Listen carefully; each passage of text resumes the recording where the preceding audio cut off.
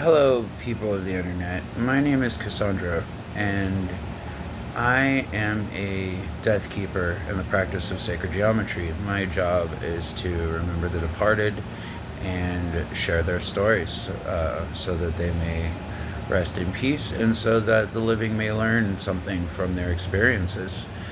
Um, this is something that I have grown up with my entire life, and I have quite a story about that if it ever made it to book, you can guarantee that it would go straight to fiction. You may notice that I am quite destitute because of the pathways that my life has taken. I spent 18 years homeless at one point across 6 different states, those states being Texas, Colorado, Florida, Arizona, Washington, and now I live in Oregon. And the things that I was fleeing as a child, the things that I grew up with, the stories that I learned and knew and was dreaming in my times asleep, which are always work for me, have continued to this day and continue to shape our world and our life, all of our lives. So I am, for the first time in my life, and I've had this idea for a very long time, have decided that I will start doing a video series, I suppose, and introducing people to this spiritual life that I live, that is living and breathing in my day-to-day. It is everything that we are going through here and now, and while I may be at the lowest levels of this world, societally speaking, as somebody who was homeless and is, as you can see, not so much anymore, but that's always, flimsy. We make our way. And I am here to do the job that Cassandra before me did and sound the alarms, to let all of you know what this world is, what's really going on here, and hopefully start connecting the dots for people that I had connected a long time ago. In my life, there's been a saying of sorts that conversations I was having 10 years ago, people are having now. That gulf has shrunk considerably. There's a lot more people now talking about the things that I know and had been talking about for a very long time. The thing is, though, is that my own knowledge base and my life has only shot forward more and more. You'll hear me say things like, I move at the speed of light squared, that's c squared, for those that never heard of Einstein's theory of relativity. E equals mc squared, the c in that is the speed of light squared. That's how I've always been. I consider myself to be unique in some categories, but also woefully deficient. This is why you won't see me kind of in center spotlight in a lot of ways. I just show up and do my deeds and then move on to the next thing and help the next person as they translate through this life. I don't see a need to defend it anymore, to try and pretend like it's not that, to keep it in myself and to my own little shrine spacing. You might be able to see over there my lovely shrine to Mother Morrigan, who patrons my good works. But in my experiences and with where I am now, I have endured and hidden away and cloistered and learned and focused on everybody else around me, because in my life I was never good at recognizing myself. I had to kind of invent that as I came out trans, to find an identity, as it were, because of what I was exposed to. And I reached out to every community that saw me, that even reached out to me at times. LGBTQ, BIPOC,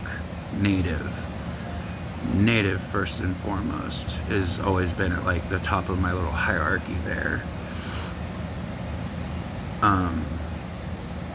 You may have noticed too, I said I have a patron in Mother Morrigan because my bloodlines are Irish, German, and Norwegian. And to all the white people watching this who might be getting some funny ideas, no, I'm not white. I'm sorry. I am a refugee in this country, in my own country, in the country I was born in. I was made refugee after I turned 18 and was told to destroy my body to survive, and I couldn't. And that's how I became disabled. You probably also clocked too that I'm autistic, very much so. There's a lot of alphabets, a lot of letters of the alphabet in that soup bowl right now. But as I continue and kind of treat this like a journal, I'm also looking at it as kind of a digital extension of the grimoire that people like myself will carry and craft. And so the time has struck me now to not be silent, even if I have to represent only myself and what I know. And that's tough. That's really hard. It's hard to convince all of the disparate factions that they're only half right and mostly wrong. Because nobody wants to hear that they're wrong. Nobody wants to hear that they might have missed something.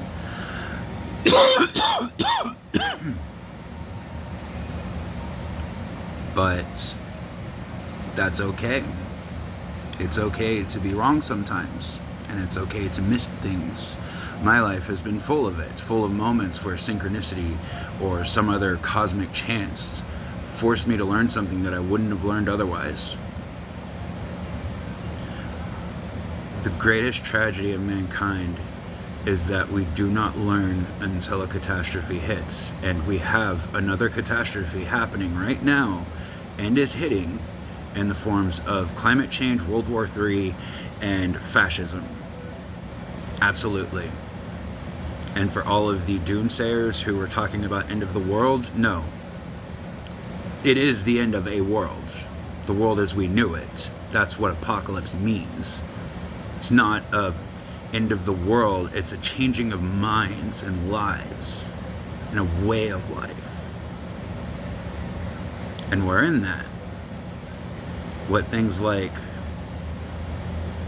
I believe it's Hindu or Buddhist teachings that talk of Kali Yuga, the fourth season of a cycle where everything degrades and spirits reside in a few and highly concentrated.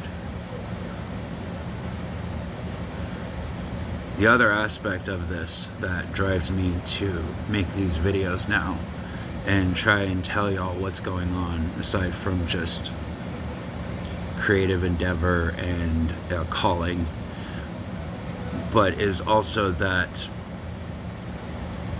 as a death keeper who remembers the dead, who remembers people like Renee Good and Alex Preddy and tells their stories and tries to ensure that they don't fall to Decentium with their regrets intact, that they are able to move on and keep the process moving like it's supposed to, that we also hedge those terrible incidents where we can, because we respect life more than the art and craft of death. My job as a death keeper in this time that I mentioned, and the ways that I am and the ways that I've learned, is to be the voice that screams through all of it, telling you to please stop and think and organize and start looking at this world differently than what we were told. Stop expecting your laws to save you. Stop expecting the police to have your back.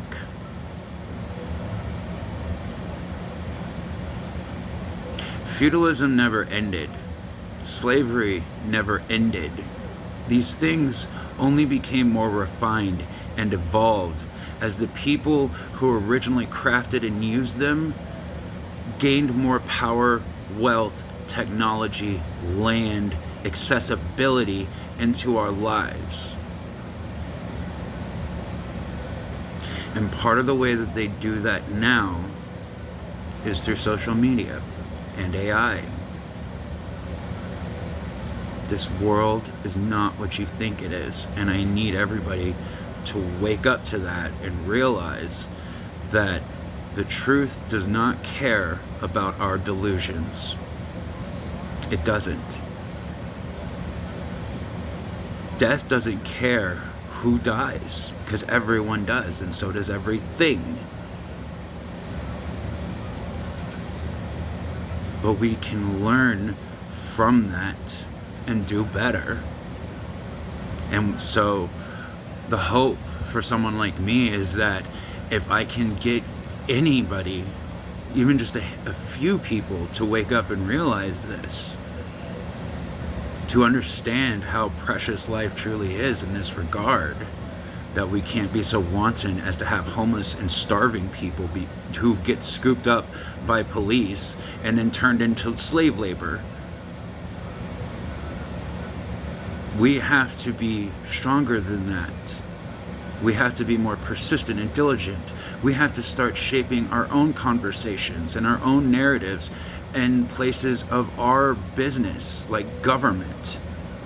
We can't let them just come out and start spouting off their narrative bullshit while we suffer and die in reality. And playing the delusional game with them, or hoping that they'll just wake up, or thinking that we're not going to have to put in the work, that somebody else will do it,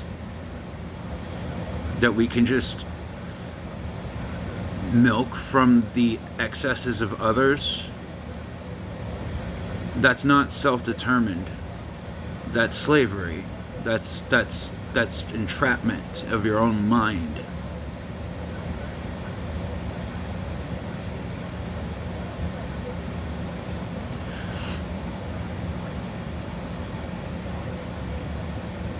And so here we are. The person who has been watching the graves fill up is the person who's screaming at everybody now. And she has no other way of getting it out. And for a lot of people, they're going to flinch when the truth stares directly at them. Because they know. Because this reality knows. Because truth knows. It doesn't care about our delusions.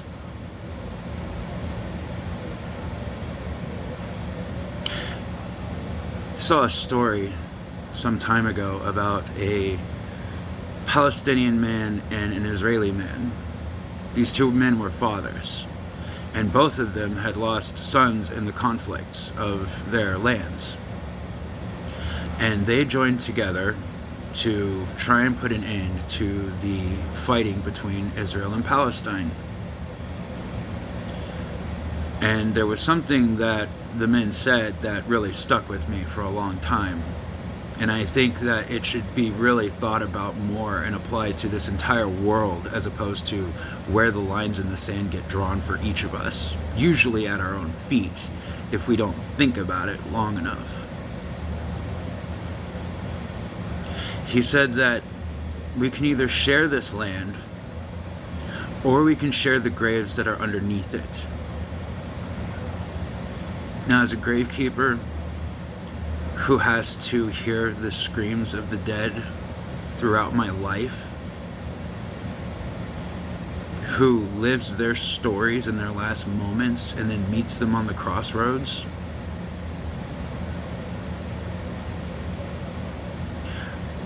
For me, it's a little personal in that I would like people to go into the ground with better stories, with better lessons, with fulfilled lives, ambitions met, unity found, resources gained, homes established. And it seems very strange to me that I could want something so basic, so simple, so overarching of all of this, that everybody else misses that plot.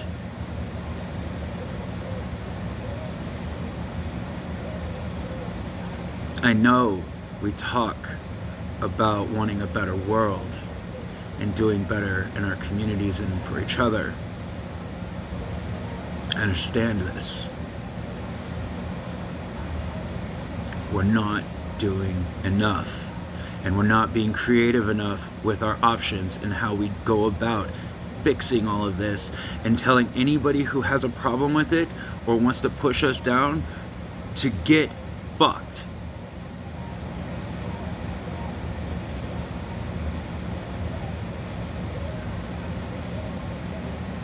My name is Cassandra. I'm your local gravekeeper, and I'll be here with stories. I'm not going to say the usual that you hear around here because, honestly, I'm just not made like that. But what I will ask of anybody, and I truly mean that, I suppose I'll make another video about a project I've been working on for many years. But anybody who has lost somebody in this struggle, lost somebody to COVID, lost somebody to ICE, to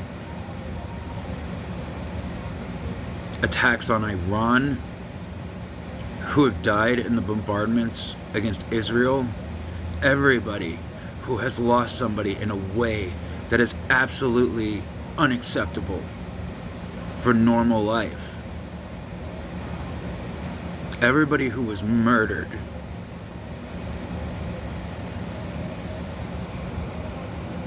Like Juniper Blessing and 12 other trans women in roughly the same month.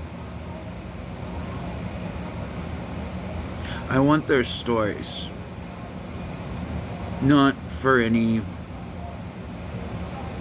crude reason, but because they deserve to be remembered. You can write me a letter, send me a DM, doesn't matter. I'm on Blue Sky, Cassandra's Complex, a Deathkeeper, should be easy to find. Send me your stories so I can put them on the wall where they belong and they can be remembered. Since all the graves apparently have been turned to ash now, or cast into the oceans, or swallowed by the earth. That's why a Deathkeeper. That's why I'm not a gravekeeper anymore either. Like me, many people don't have graves. My building is full of people who this building is their gravestone. Because that's what poverty does. That's what addiction does. That's what mental health problems do to people who don't have the help they need.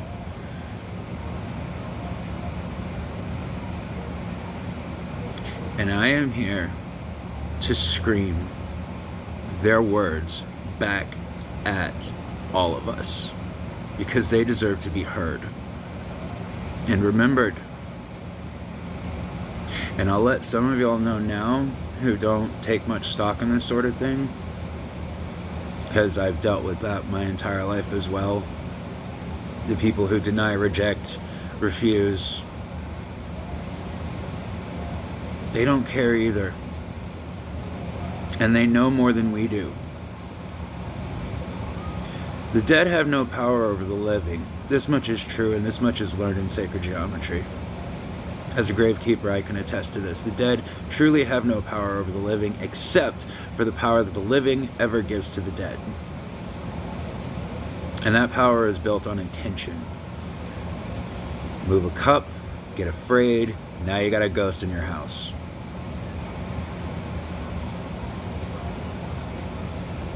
But the thing is, they know more than us, especially the ones that aren't in Disentium, the ones that are still screaming from their graves to tell their stories of how we're repeating their lives and how our lives will inevitably end.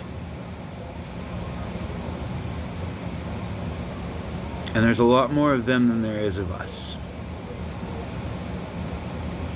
It's worth thinking about. It's worth remembering. And it's worth paying homage to. And I'm here to do that.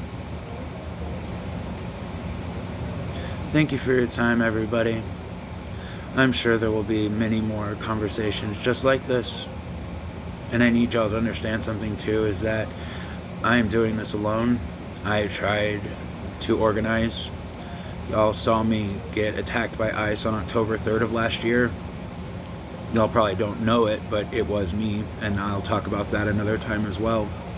I've tried to organize with people. I went to join other groups. I tried to start my own group, and the problems were the same everywhere I went. And there were the same problems that I had in the 18 years of my life across 6 different states.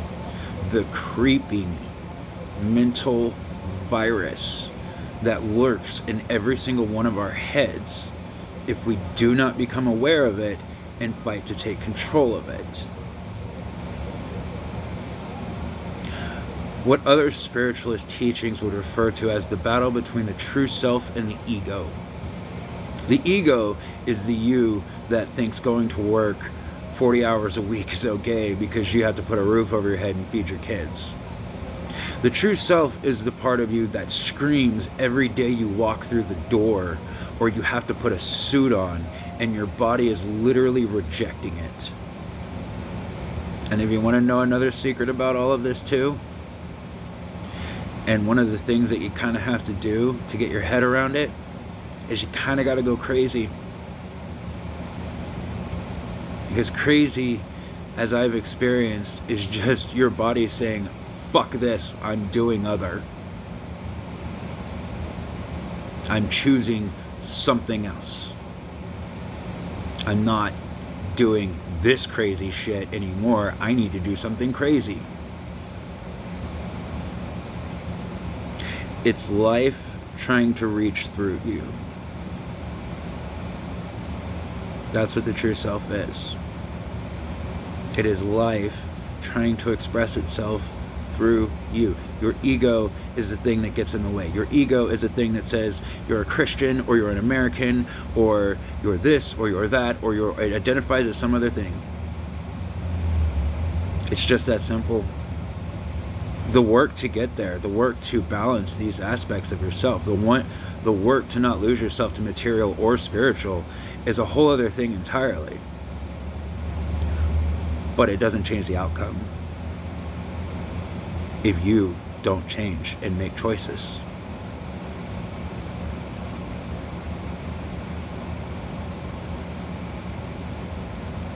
Stay safe out there, everyone. I'd rather not tell your story next.